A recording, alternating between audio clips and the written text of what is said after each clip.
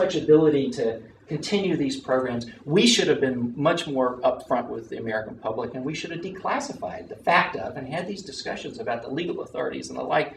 And Inskeep says, but what about the damage? And Chris Inglis, who's just retired from the agency, says, well, really, it's that they're much more on alert. He said, look at Osama bin Laden. He was just way much more on alert, and it really took us a long time to find him. And Steve Inskeep asked this question, but didn't Osama bin Laden cut himself off completely from the internet? Didn't he go into hiding in Abbottabad? Didn't he only communicate by handwritten messages by a courier? Wasn't his capability to plan future terrorist plots dramatically degraded by him being alert to our capabilities? You can almost over the radio hear Chris Inglis kind of nod his head, sort of, I never thought of that. Yeah, well, you're right. He says, well, you've got a point there. And that goes to my question about what does secrecy bring us, and how are we safer? Look at the Cuban Missile Crisis, and I go back to the missile crisis because the National Security Archive, it took us 30 years to break the secrecy rules. It's not been 2 years like in the Snowden case, but 30 years with some help from Soviet files, from former Ambassador Anatoly Dobrynin, from Fidel Castro. I tell you, the one moment I can say that I had real affection for a dictator was this moment at one of our oral history conferences, and we had just made a presentation to Fidel Castro. We had McNamara on our side, and Svetlana had brought General Grubkov, who'd been the planner of the deployment to Cuba, and we just presented Castro with this enormous index to the tens of thousands of pages that we had gotten loose through the Freedom of Information Act in the United States. And so I said, this is the American files, and sort of, where are yours, right? Like that. Castro snaps his finger. All of a sudden, from the back of the room, these 3 bearers come out with boxes on their shoulders, thump them down the table, and Castro, oh yes, the letter from Khrushchev to me begging forgiveness for having pulled out the missiles without telling me first. Oh yes, says you're young, passionate, revolutionary, but there'll come a time you will appreciate the wisdom of what we did. No historian of the missile crisis even known such a letter had ever been written. And there it is on the table. And then Castro makes a joke. Ah, yes, declassification. It's part of the class struggle, isn't it? Yes. Amen.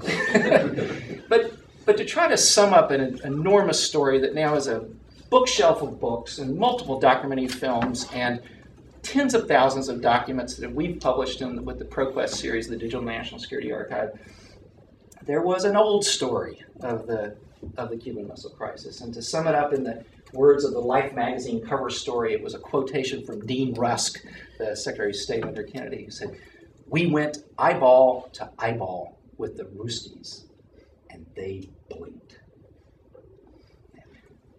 Brinksmanship, toughness, compellence. We forced them down. That was the story, and that was really that's what I learned in school in the 1960s and 70s. That was the old story. And I think as we've gotten the documents, we got the first Kennedy tape released in 1987. In 1989, Dobrynin gave us the first set of notes of his conversation with Bobby Kennedy making a deal. The more tapes, we won a Freedom of Information lawsuit in 1992, getting the actual letters back and forth between Kennedy and Khrushchev. The reason Castro came to the table at that conference, he said he'd stayed up all night reading those documents of the two sides bargaining away his fate. So he wanted to come make his story known. It's fascinating. But that old story of toughness and backing down in the quarantine line and going to the brink has changed dramatically with the access to the other side, with the Soviet views, with the American documents. And I'll simplify enormously. Let me just put it like this. The new history, or histories, because it's multiple narratives today, because we have so much more evidence than we ever had before. The new histories show dramatic recklessness on both sides, both superpowers. It wasn't just Khrushchev thinking, I can move missiles in secret. They're the same size as palm trees. We can hide them down there in those palm forests in Cuba. There wasn't just that recklessness. There was Kennedy's recklessness with the assassination plots and the practice invasions with the code name Ortsack, as if Fidel couldn't read backwards, right? Ortsack. Yeah, okay. There was the multiple sabotage attacks. The largest CIA station in the world was in Havana. Was in Miami, targeting Havana. not in Moscow, not in Eastern Europe. So recklessness, and then Kennedy meets, we don't find this out until we get the Soviet documents in the 1990s, meets with Khrushchev's son-in-law in early 1962, and to the son-in-law, Azubey, says, well, you know, Cuba to us is like Hungary in 56 to you. What's Khrushchev supposed to think about that? Then you've got the Jupiter missiles in Turkey and all the other pieces of this puzzle. So recklessness to an extreme on the front end. Not just the old story we learn of Soviet lies, Soviet deceit, Soviets getting into our hemisphere, Soviets, and Khrushchev's immortal phrase, throwing a hedgehog into Kennedy's pants, you know. But real recklessness on both sides. And in the crisis, incredible restraint and dovish behavior by both leaders. So Kennedy and Khrushchev reckless at first, Kennedy and Khrushchev incredible peacemakers in the middle. So you have Khrushchev ordering all the ships on their way to Cuba to turn around the day Kennedy is going on television. He doesn't wait for the quarantine line to go into effect. He's ordering the turnaround before then. He's already he's avoiding the confrontation. He's already looking for ways out. He's already having Dobrynin, meet with, activate that back channel. Ultimately, in the crisis, we now have that incredible moment of the briefing of President Kennedy where the head of the Tactical Air Command says, and we're going to 2,000 sorties and X 100,000 bombs. And Kennedy has a simple question. So you're going to get all the missiles? Can you guarantee me you're going to get all the missiles? And General Sweeney, honest man, says, well, actually, no, Mr. President, I can't guarantee you every one, but we're going to try. And you can just, hearing the tapes and looking at the documents, begin to see this moment for Kennedy that a single missile landing on Atlanta was enough to deter maximum invasion. Extraordinary. What does that do to deterrence theory and game theory and everything else? Well, it was a secret for 30 years. And so the history was written in this triumphalist way that I think led to some terrible lessons. And I won't even go into the extraordinary story that we now know tactical nuclear weapons in Cuba, 100 of them. A tactical nuclear cruise missile pointed at Guantanamo Bay. If we started to invade, which is what every general and almost all the executive committee urged Kennedy to do, Guantanamo would be smoking, radiating ruins today. We wouldn't be having a debate about a detention center there. And think about how that would have changed the history of our world. So, an extraordinary thing that both Khrushchev and Kennedy were doves, that they worked out in negotiation. When Dobrynin gave us his almost photographic memory detailed account of his conversations with Bobby Kennedy, and also you begin to understand how diplomacy saved the day. Makes you think differently about, say, when John Bolton calls for a strike on Iran as opposed to the negotiations that are taking place today.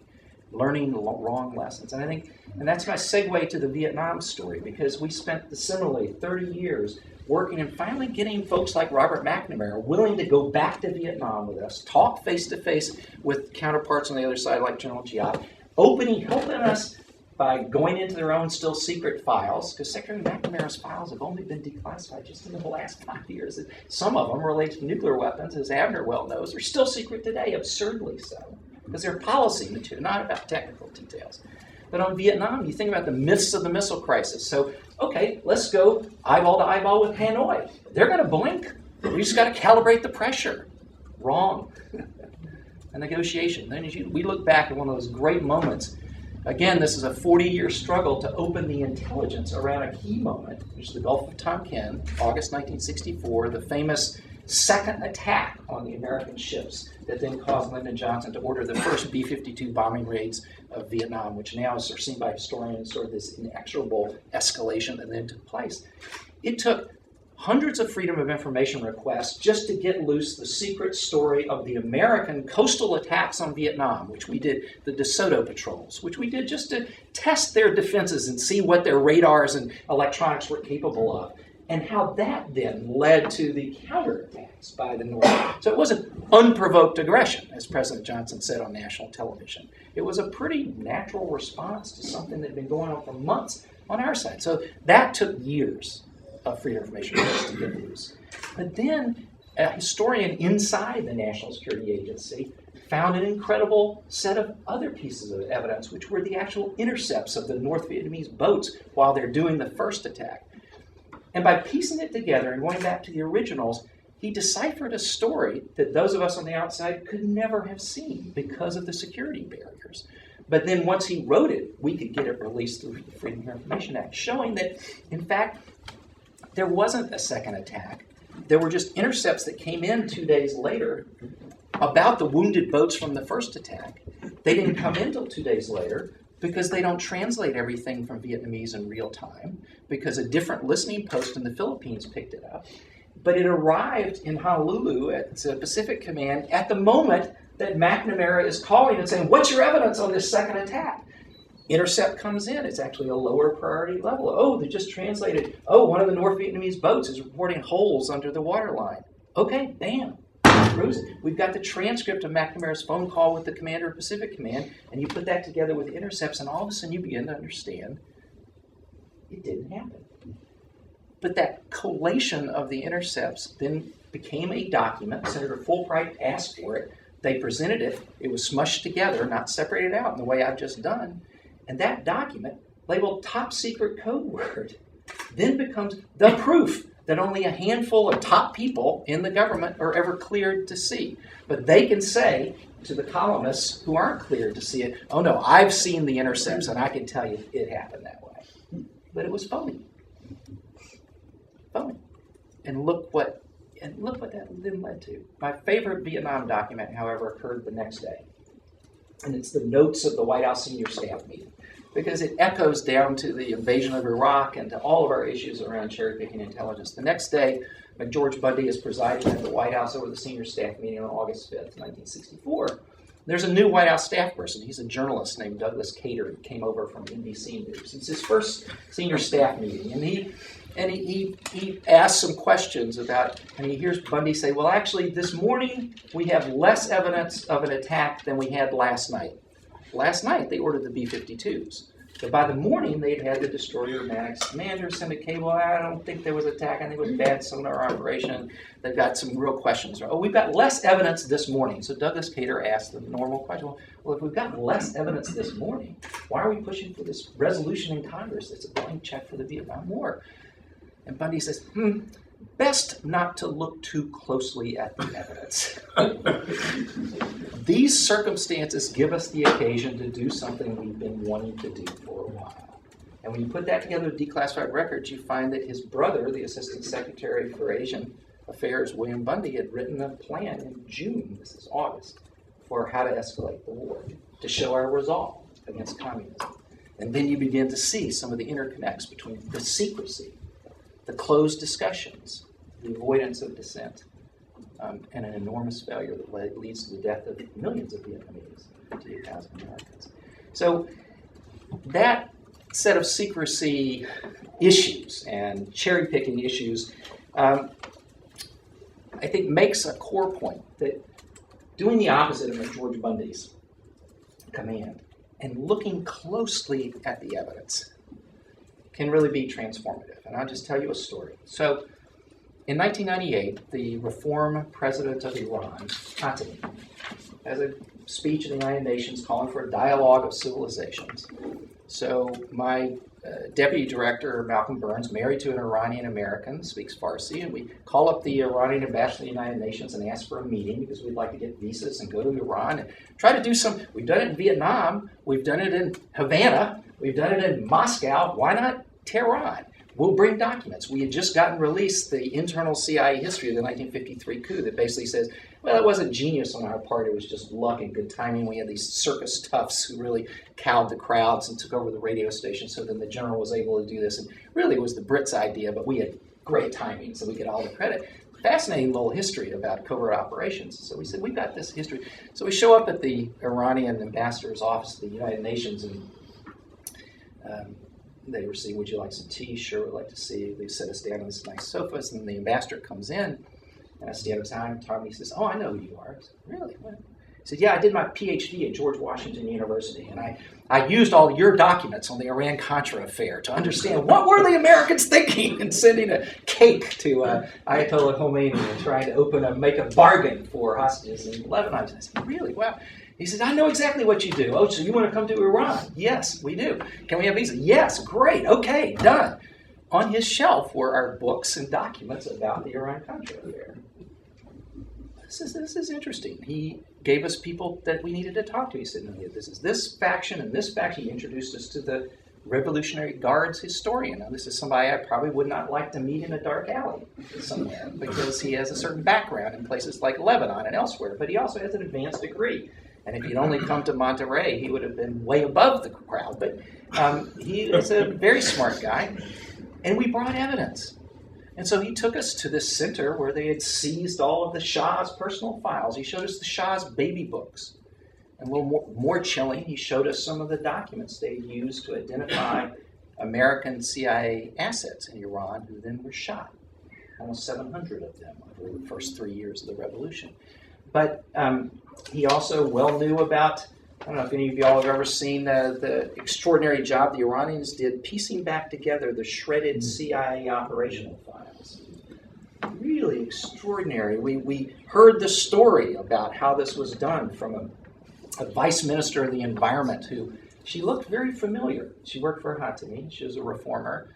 But you'd know her from CNN shows at the time in 1979, the hostage day, as Mary. She was a spokesperson. Her name was Miriam, and she's written a memoir book. But we talked to her. She said, oh, yeah, when I was in the embassy. And first we went to where the shredder machines were, and we gathered up all the shreds and bagged them, and we took them to the car pool, this giant warehouse where the cars were, and we put them down by location. And then we had some of our rug maker experts come through and sort them by type of paper and bias of cut. And once we had them sorted like that, then we brought in our handful of English speakers and could match the A to the T and put together words. And ultimately published about 100 volumes of these shredded documents, reconstructed. And I sort of looked at her and thinking to myself, so this woman broke into the embassy, held our diplomats hostage for all this time. And I said, but you're working for Khatami now, and he's calling for a dialogue with great Satans like us. And she said, yeah, I learned a few things from my encounter with the document. What was that? She said, well, before we took the embassy, when we always called it the nest of spies, den of spies, that's the title of the books, from the den of spies, right? She said, I assumed the CIA ran everything in Iran. And they were the people backing up the Shah. They kept him in power all this time. I just assumed they knew everything was going on. And then I read their documents, and it turns out they're just a bureaucracy. And they didn't really know anything. And they didn't really have any assets with the revolution. They were totally dependent on what Savak was telling them. They didn't really know what was going on. And she said, this was eye-opening for me. Now, she hasn't given up much of her anti-Americanism beliefs, but at least she's given up this notion of omnipotence and omniscience on the part of the CIA. And connecting with that evidence, we went on to have a conference on the 1953 coup, where in Tehran, in a public setting, we not only presented the CIA history, but a couple of our Iranian historians presented something that was largely unknown in Iran, that the highest-ranking Grand Ayatollah at the time, in 1953, had actually done a fatwa against the two-day party that was allied with Mossadegh, the elected prime minister, and in favor of the coup. In other words, the highest religious authority had considered the danger from the communists and the two-day party and Soviet influence and the secularist prime minister to be greater than the problem of foreign intervention, which had become the hot-button narrative ever since, particularly revolutionaries. So the evidence and looking seriously at it can only change heads, can change history, can also give us some really interesting clues and guides. And I just want to roll to the last one example in this whole, a project that we started working on really back in the 1980s as soon as we started, because one of the big wars that was taking place at that point was Iran-Iraq War, certainly the bloodiest war of probably the 80s and 90s. And when we got to Iran, and we said, we'll do this event on 1953, that's a hot button. Let's also talk about our hostage taking. That episode. And they said, no, that's not very interesting. That was just a group of radical students who finally got the, kind of blackmailed the Ayatollah into blessing it. But that wasn't really state policy. We want to talk about the Iran-Iraq War, because that's where we lost an entire generation of Iranians. You go to any village. I traveled to Shiraz and Isfahan and in between and Tehran and Qom. Every town and village has a gigantic cemetery lined with posters of the faces of 20-year-olds and some 16 and 18-year-olds. The martyrs who were all killed in the Iran-Iraq War by Saddam Hussein's forces with our support. And they said, you guys got to do that. You got to do the Iran-Iraq War. That was the shaping event for us in Iran. You want to understand where we're coming from? You should do that. We don't care, CIA, that hostages, but do that. So we got a bunch of folks at the table, some folks who were in office at that time. We got Tom Twetton, who was the head of the Near East Division of the CIA. We got Tom Pickering, who had been ambassador in multiple places. We got Richard Murphy, Assistant Secretary of State. We got, and we brought a couple of former Iranians, officials, Chief of Staff to Rafsanjani, for example, former head of the National Security Council in Iran. And we sat at the table with some documents and talked about the choices the U.S. made to come in on Saddam's side during the 1980s, and then how many people died as a result. And ultimately, Twetton even talked about the provision of intelligence for Saddam's targeting chemical weapons on Iranians.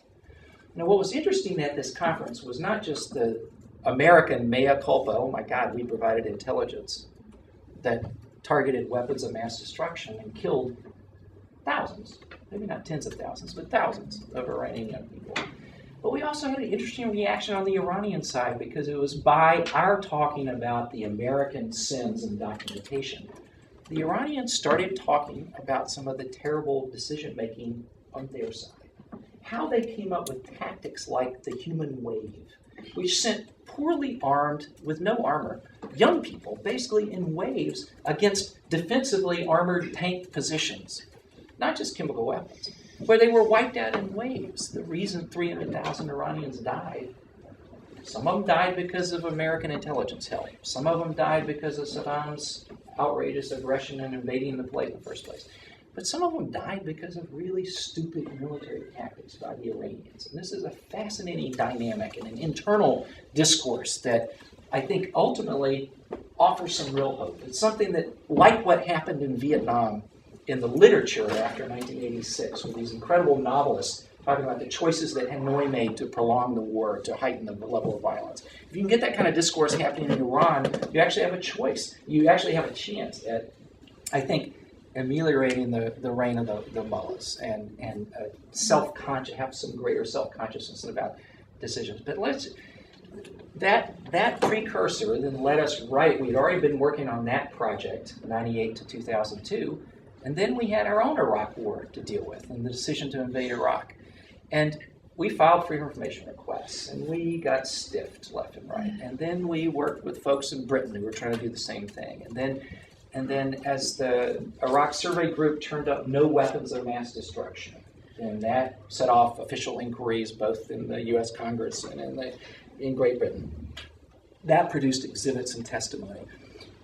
Thank goodness the U.S. Central Command actually behaved extremely responsibly, because once they captured Saddam in the spider hole, we made a freedom of information request for the invasion planning. And we made an argument with attachments of quotes from high officials that the invasion plans could not be still classified. War was over, that state didn't exist, Saddam was captured, Republican Guard was gone, there were no reasons for it to be classified. And so Central Command declassified the fat loose-leaf binder of the 31 iterations of a PowerPoint briefing. The first iteration was given to Secretary of Defense Don Rumsfeld in the fall of 2001, which moved back the date that everybody knew about planning for the Iraq War much earlier than had been thought. And the most interesting one was given to President Bush in August 2002. This is the famous PowerPoint briefing after which the Secretary of State, Colin Powell, asks for a private meeting with the President and says, we've just seen this briefing, so it looks like it's going to happen, but remember the Pottery Barn rule? If you break it, you own it. That's just a quote from Colin Powell to the President of the United States. Pretty stunning. It's in Powell's memoirs. It's in the book by Karen Young about Powell. Pretty striking moment. If you break it, you own it. And yet, in that August 2002 briefing, it's a bunch of PowerPoint slides, and this is the last one, and it's called Notional Ground Force Composition, Phase 4. Very highly classified at the time. And it basically says we're going to go in with 270,000 troops. We didn't. It's about 100,000 less than that because of push by the Pentagon and by Secretary Rumsfeld. And within less than 3 years, we'll be down to 5,000 troops left to front. When we looked at this, I said, wow, 3 years you're going to be down to 5. So you're basically, there's no contingencies here. We got this declassified. A reporter named Michael Gordon, who had done a lot of writing for the New York Times before the war, repeating a lot of the weapons of mass destruction bad information, took it upon himself to go interview each of the planners, each of this small rump group working for the Central Command who had come up with these war plans, these PowerPoint slides. And he finds a Marine general, I think he's Marine, David McKiernan, who ultimately retired as a lieutenant general, but McKiernan was the head of this.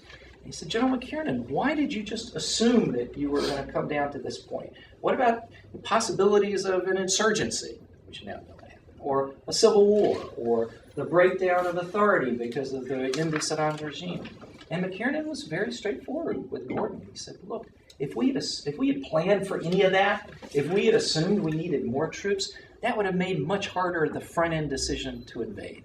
It would have called into question the vote in Congress. It would have been an issue the Secretary Rumsfeld wouldn't let us plan for those kind of contingencies.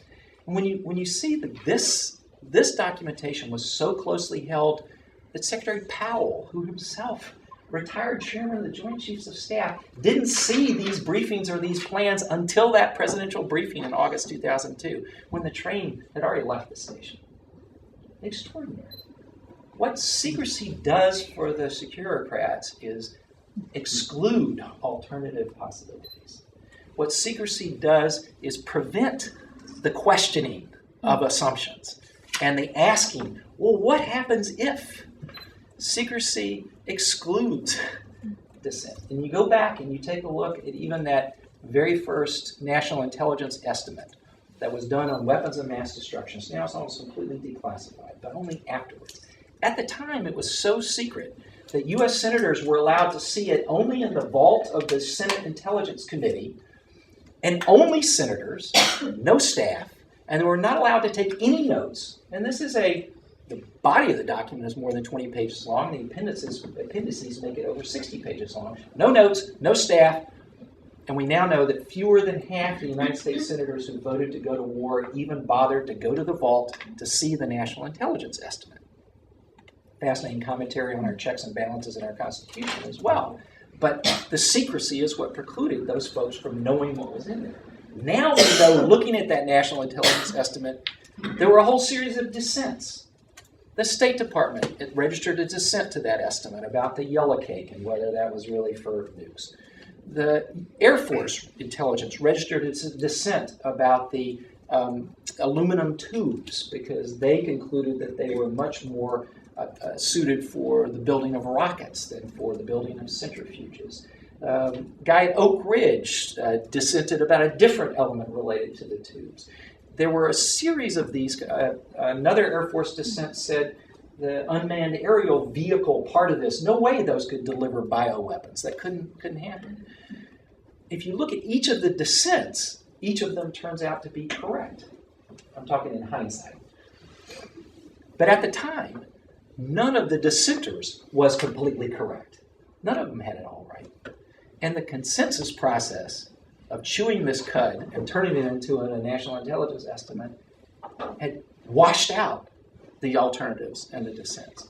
And so, much to the credit, I would say, of the Central Intelligence Agency, which was the key driver of that estimate, they went back after the Iraq Survey Group showed there were no weapons of mass destruction. And in fact, all of them had either been destroyed or totally degraded in the 90s because of the inspection system, and that every one of the locations U.S. intelligence had given the inspectors to go find them was in fact wrong. So our intelligence was totally off. The CIA commissioned a series of 16 papers.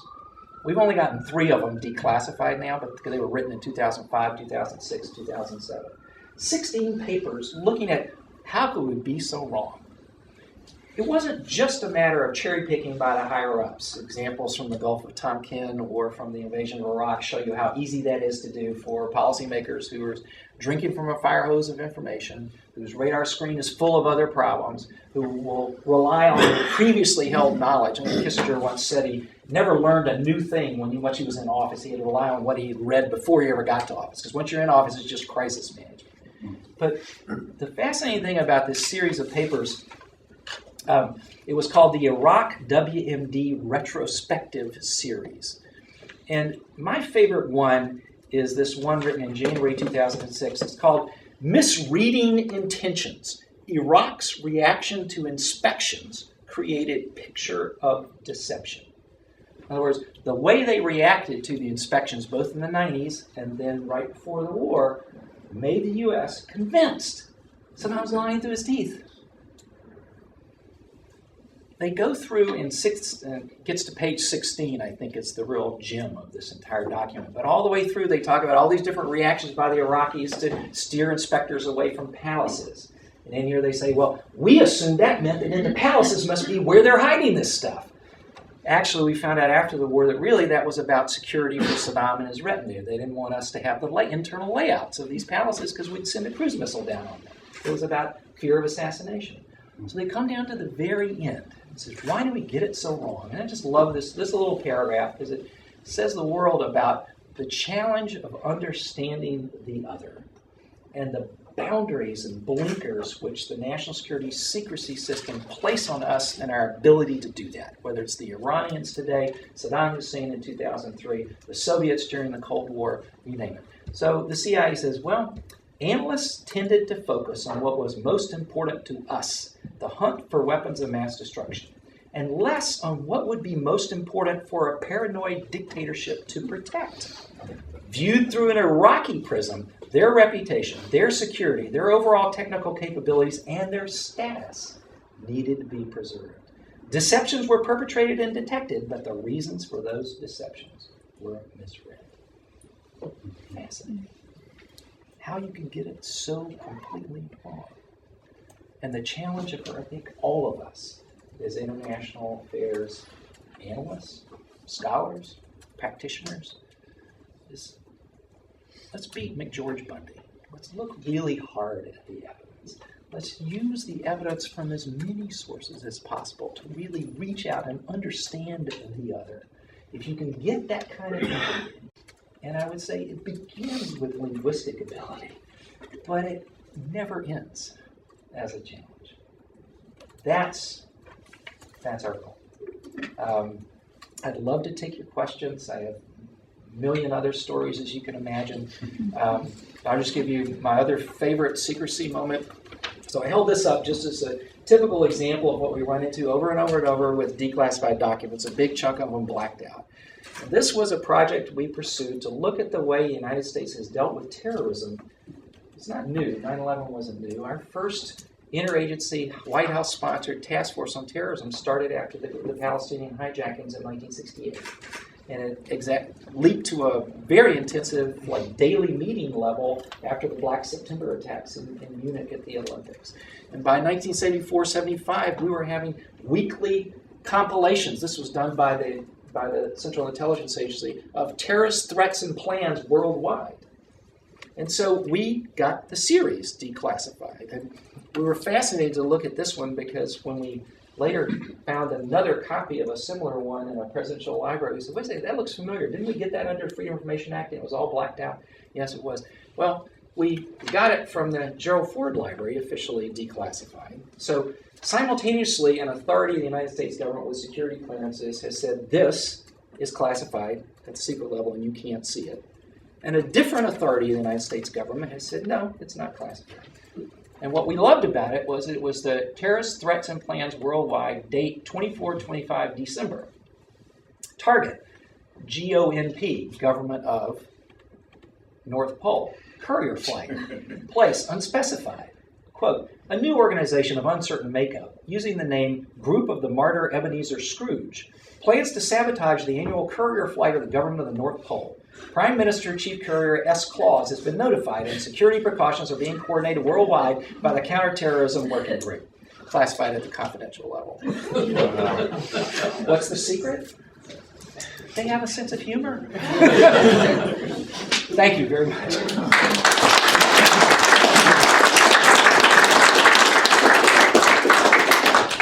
Well, we have some guys time for questions, and please, when asking questions, identify yourselves.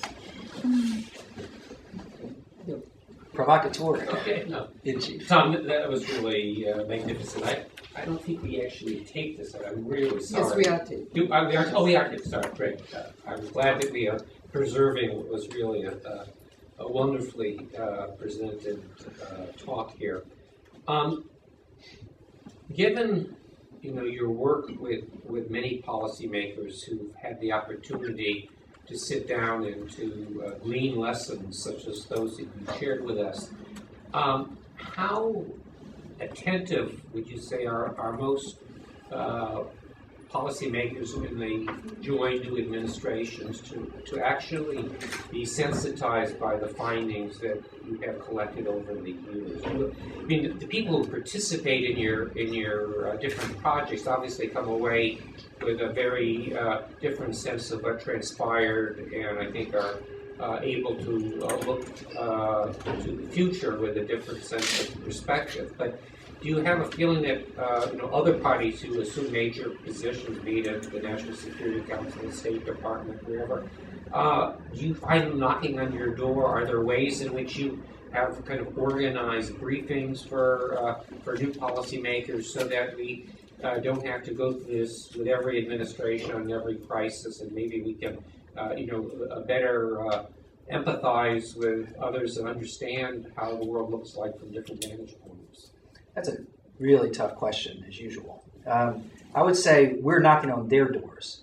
They rarely have time to come knock on our doors. But as we discovered at the Critical Oral History Conference on the non-Lugar program just a year and a half ago, where you were provocateur in chief, what I found most amazing was the absolute eagerness of key policymakers like Rose Gadamoller, who's now Undersecretary of State, or Andy Weber, who at that point was Assistant Secretary of Defense for threat reduction, supervising the Defense Threat Reduction Agency. The eagerness, or Laura Holgate, Senior Director on the National Security, the eagerness to come to the table to revisit their own history, to try to draw, they've been major actors for 20 years in the non-Lugar efforts to denuclearize or to get rid of biological weapons in places like Stepnogorsk in Kazakhstan, or to get highly enriched uranium out of locales like Uсть-Kamenogorsk. So those folks, however, are rare. And I attribute their eagerness to come to the table and actually argue with the scholars and the provocateurs and the documents to their own personal experience in having seen the challenge of understanding the other. I mean, Andy Weber didn't find out about the highly enriched uranium until he was in the Banya with the former Soviet factory manager, military officer Mete. And after some vodkas in the Banya, you then get to a level of personal understanding where you have some of that empathy. And the secrecy and language and cultural barriers aren't as great, and that just can't overstate the importance of this human-to-human connection. We found it even in the overall non-Lugar program. It took huge leadership from the top, like people like Bill Perry, but it took scientist-to-scientist engagement and respect, general-to-general engagement and respect for the things to work. I would say the problem in our Cuba project, every time we would go to Cuba and have an event, whether it was on the Bay of Pigs or the missile crisis, we'd come back and go talk to the Cuba desk at the State Department. And the Cuba desk at the State Department was fascinated to hear everything we had to say about who was who at the table and how they acted and reacted. But their main job at that point was enforcing the Helms-Burton legislation for embargo.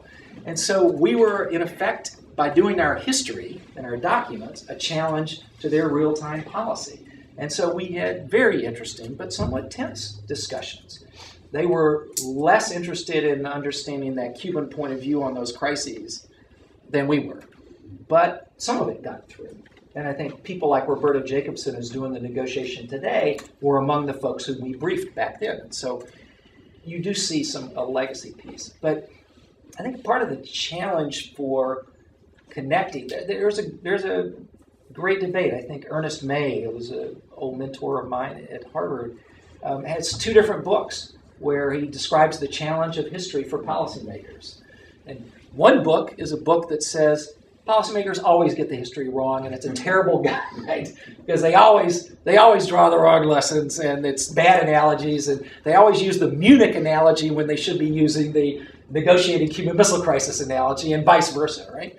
But then in a second book written with Richard Neustadt called Thinking in Time, which is how to maybe correct for some of those problems, and here's how to do it right if you just come and take our course at the Kennedy School. I mean, I think that was the lesson of the book, not to be, but I think the reality is some of both. That you look at the internal documents of even something like the Executive Committee in the Cuban Missile Crisis, and now we have almost complete tapes and transcripts and the incoming. You see people throwing historical analogies like, mud at a wall, rather than it's used more for the heat than for the light. More to accuse the other, oh, you're appeasing those guys, rather than to illuminate policy choices. And so I think one of the great struggles that you see, especially in the documents, is how will policymakers, what's the military phrase, red team it? How do you bring in the alternative views? How do you challenge just the received analogies and metaphors? And that is a constant. And I would prefer to thinking in time if policymakers have read their Daniel Kahneman about all the biases and heuristics that make our decisions flawed and less than rational. And you put that together with some of the ways that history is abused in policy debates, we'd be much further down the road. And so in certain ways, I think some of the behavioral psychology and economics have pushed policymakers in some better directions. But the policymakers that I think do the best job are the ones with some personal history of having made this leap. Whether it's Rose's original work in the White House in '93 trying to make the non-Lugar deals work with Russia, speaking Russian herself, having lived in Moscow, et cetera, that brings you to a level, I think, of functionality and understanding that is what we need. It doesn't really answer your question because there's no one real answer, but it's a start. Yes. Abner? Yeah, I'll put you, Tom, on the spot, as I'm often myself being put in the spot. Edward Snowden, hero or villain? Or traitor? Your opinion. Abner, you'd be a great cable television host. Because that is exactly how they pose the question, right? And again, it's sort of like Harry Truman once said with the economists who come in and say, well, on the one hand, on the other hand, he said, could somebody please give me a one-armed economist? I just want to, right? I think it's neither one. I think Edward Snowden is a source of evidence. And if the documents that he has leaked lead to the death of Americans and by terrorists who are no longer caught in the turban, I think the jury's out on that. I think you can look back at recent episodes like the Bradley Chelsea Manning, and you can conclude, and the United States government has in fact concluded, that there was no death from those cables being leaked, not from his acting responsibly, but from the U.S. government creating a working group and pulling people out of China, Burma, Iraq, protecting them, putting them in a witness protection program, because they knew that those CIPRNet cables were the ones that had been leaked, and so they could go and search them themselves and pull the people. And they went to people like Lyudmila Alexeyeva in Moscow and said, do you want to be exfiltrated? And she says, no, I would say the same things publicly. It's like, say that any of these cables, don't worry about it, right? But other people were in danger.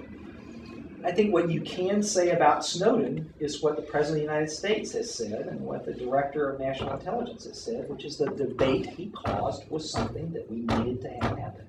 We needed to have happen for public policy reasons. And that the net effect, I would argue, both in terms of our legal assessments, in terms of those two studies by the President's own review group and the Privacy Board, have shown that he was spot on in saying here, we've massively overreached here. We're in uncharted territory. We're relying on a 1979 Supreme Court opinion that was way before there was such a thing as a cell phone. It's an entirely different digital world today, and our assumptions are flawed because the debates are taking place in such secrecy. So you just say he is hero, actually? No, I would say he's made an enormous contribution to public policy, and that's what the President has said.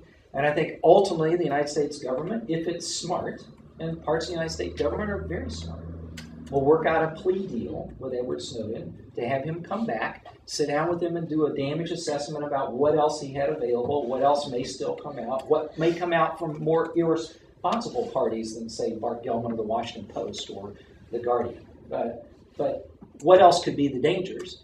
And work out a deal where he turns in the same way the Justice Department has turned dozens of hackers into cybersecurity specialists today. And it's part of their deal with the government.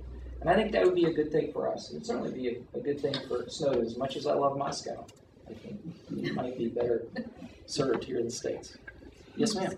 Hi, my name is Melissa Hannum. I'm a researcher in the East Asia Non-Proliferation Program at CNS. I work for Jeffrey Lewis, and we put together a lot of open source analysis. I'm a religious reader of arms control law, yes. Well, I'm a new blogger on the site now, so I'm trying to fill some really big shoes. Y'all are doing some of the most creative use of, I think, of overhead photography anywhere. Right? Whether it's assessing the height of Iranian gantries or what was the most recent, one of the recent ones, right? So I did that one. Yeah, well, I want to say congratulations. That's terrific. Really creative. So, but one of the things that we do is look at historical. We use you all the time. So, when we put together these kinds of pieces of information, there are times. I'm like 99% of the way with you on transparency, but there are times when I think, well, yes, this is just physics, or yes, this. You can put this stuff together, but should we put it in a place with a big red flag on it and say, look here? And I don't know the answer to that. I have a really hard time. There was a few weeks ago, South African cables were being leaked, and Al Jazeera picked it up. And we found that they had improperly redacted the name of a North Korean spy, and it was sort of a nonsense piece. It didn't do anything for the news cycle. It didn't tell us about their program. But that guy's name was, because their redaction didn't cover his name properly. You could figure out who and what's going to happen to his family and what's gone.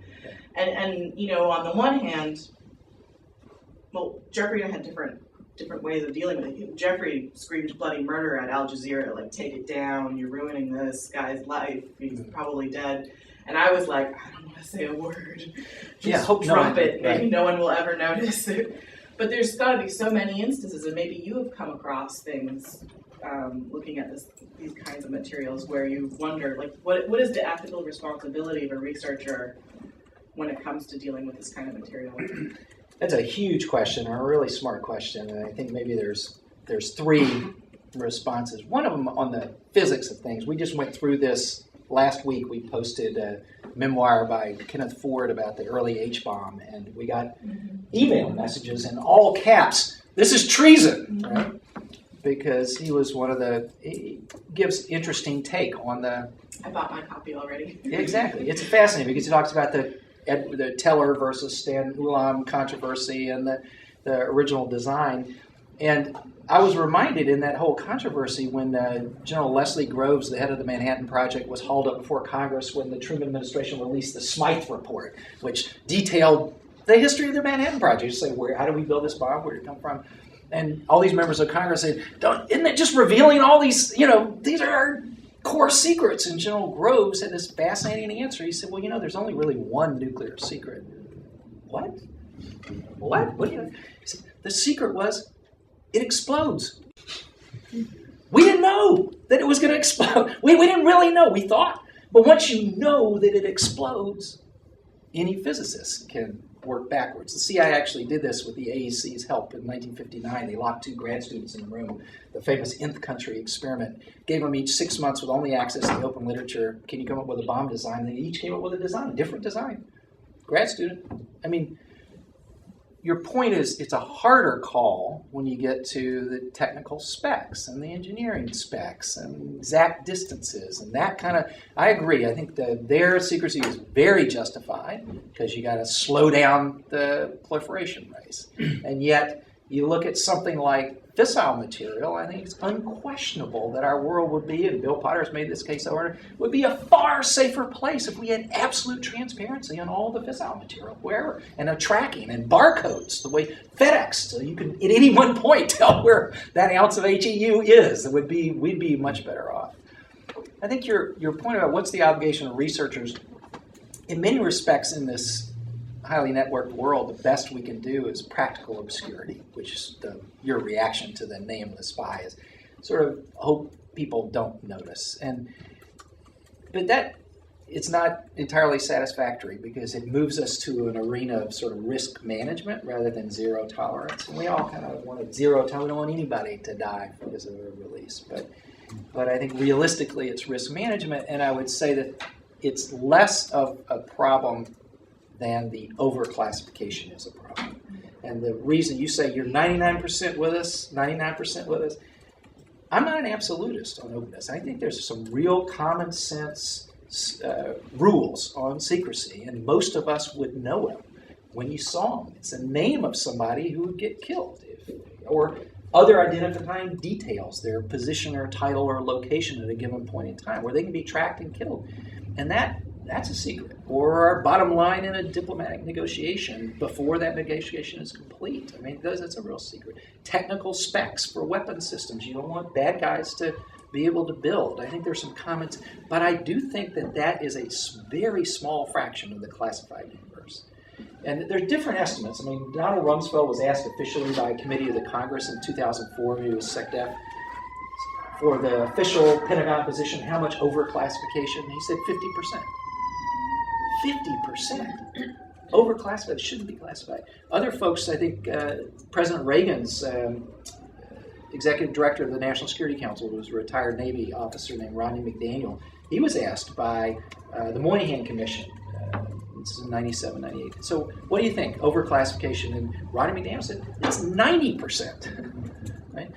Tom Kean, the Republican governor of New Jersey, who was the co-chair of the 9/11 Commission, looking at all the Osama bin Laden intelligence and our material on Al-Qaeda and its damage on Taliban, said that 75% of what he saw that was classified should not have been. So somewhere in the 50 to 90%, I'll go with the 75%, of what's classified should not be. We'd be safer. We'd make better policy. We'd certainly write better history.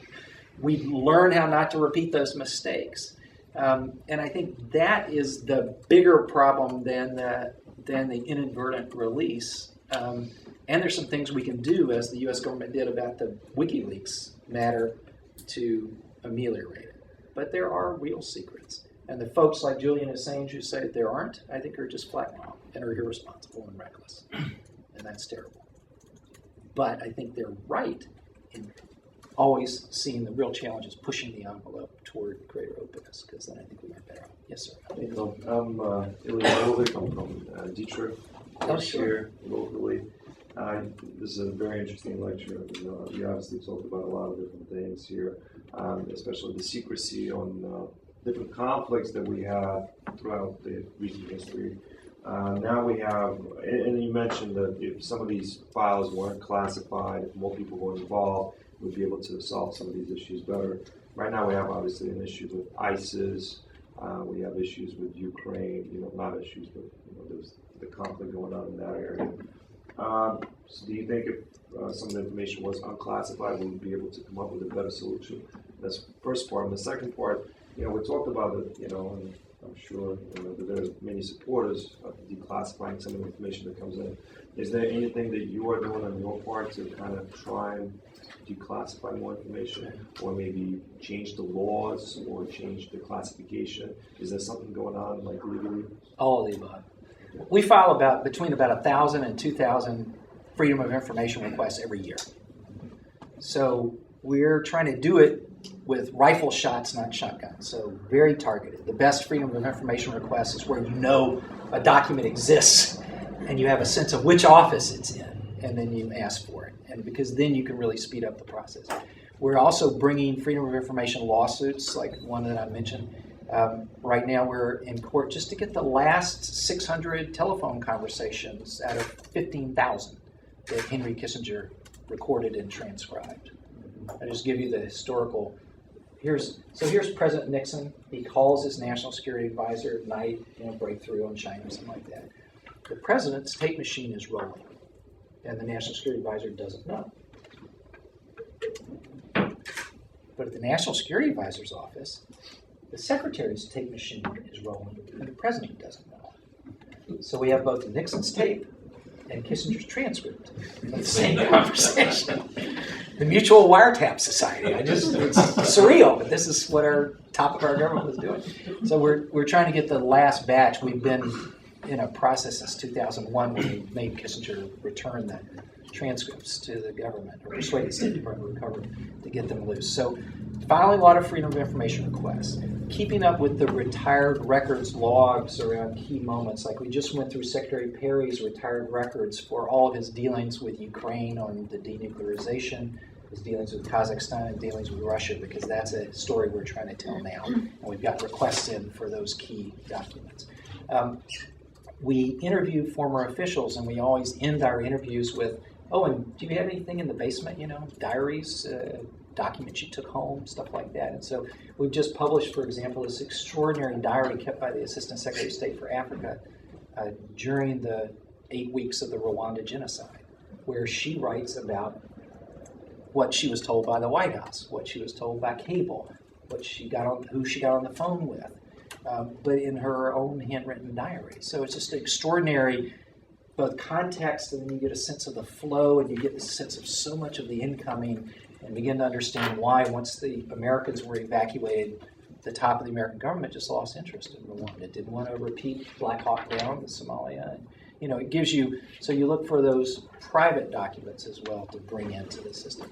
And then on legal fronts, there's a really interesting, very good bipartisan bill that Senator Cornyn of Texas and Senator Leahy of Vermont are about to pass the Senate, that would help on the freedom of information front, push to make sure that agencies couldn't hide historical documents under not a classification cloud, but a deliberative cloud. So there's a whole variety of pieces of that. But going back to the very beginning of your question, I think one of the biggest problems right now in the Ukraine crisis, for example, is the sort of lack of production and declassification of intelligence and reconnaissance material from NATO and from U.S. sources about what's going on in Ukraine. If you sit in Moscow, like I had the privilege to do last summer during the week the Malaysian airliner was shot down, probably by the separatists, and on Russian TV, you got briefings that were hours and hours long by all these people inside the war room at the Defense Ministry, and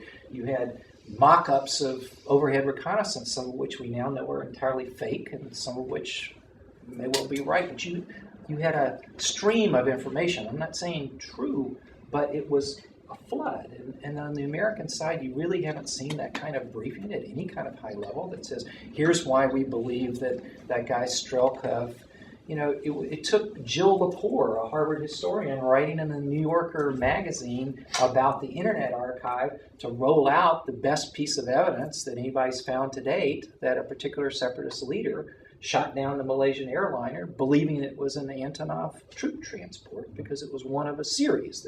But because the Internet Archive had a Wayback Machine, they captured this one piece of social media analysis. They figured out who it was. That guy's now been pulled out of Ukraine. He's no longer there. He's at some dacha somewhere in Russia.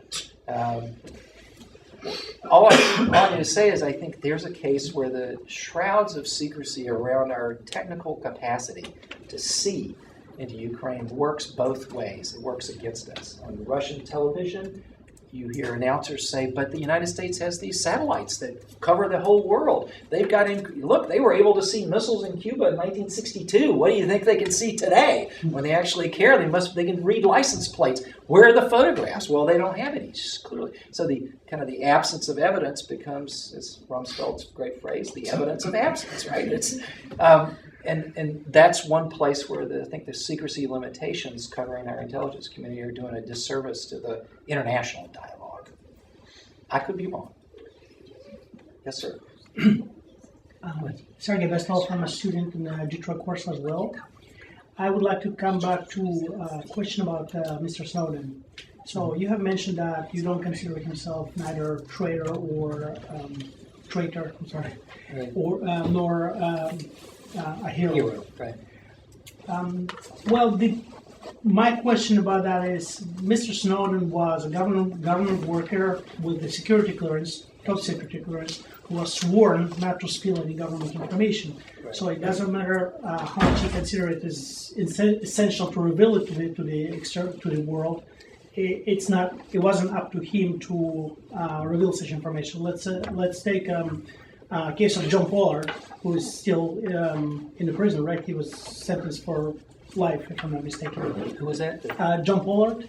Oh, Pollard, Jonathan Pollard, yeah. Pollard. Jonathan, correct. Thank you for the correction. So he revealed information to a friendly state of Israel about the activities of terrorists against Israel and possible attack, and he was sentenced to for life without a chance of parole. So if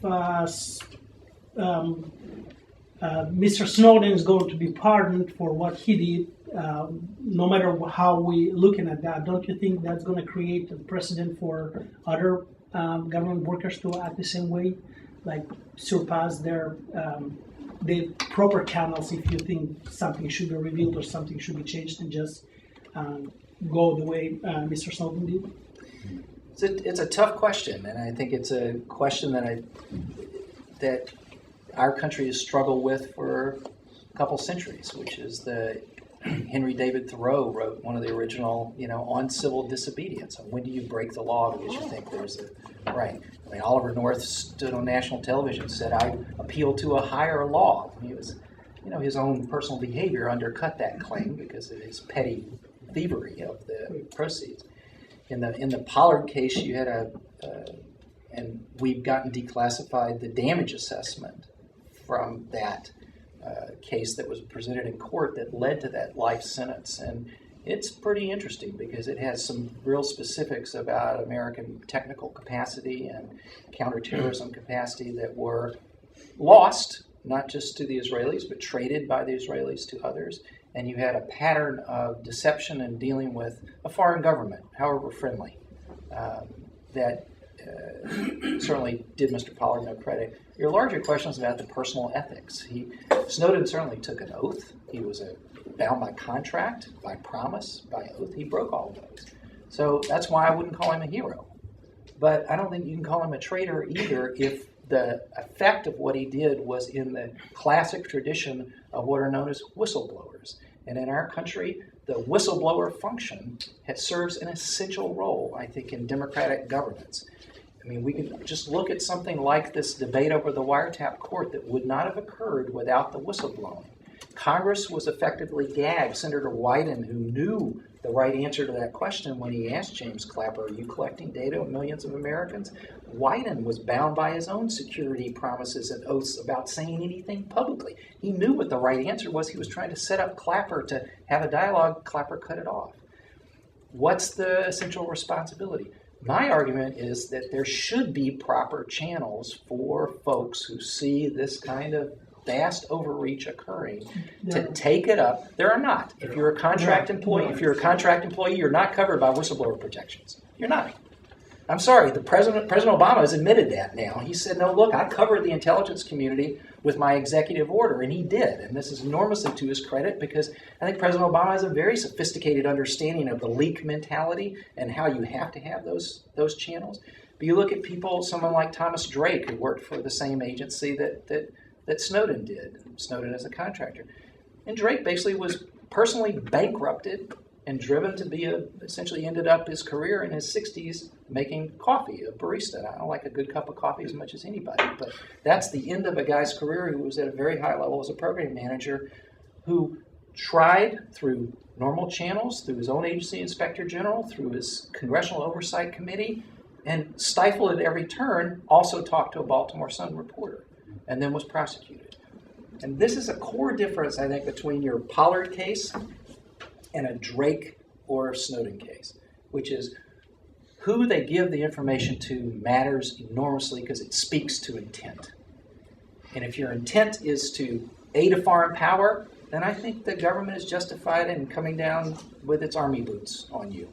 And they did on Pollard. If your intent is to really address a miscarriage of justice, a vast overreach of government power that the government's telling lies about, whether it's the escalation of the Vietnam War, the way Ellsberg did with the Pentagon Papers, similar situation. He stayed in the States and was prosecuted as opposed to fleeing to a foreign country. But I think Snowden is more in the Thomas Drake and Ellsberg category.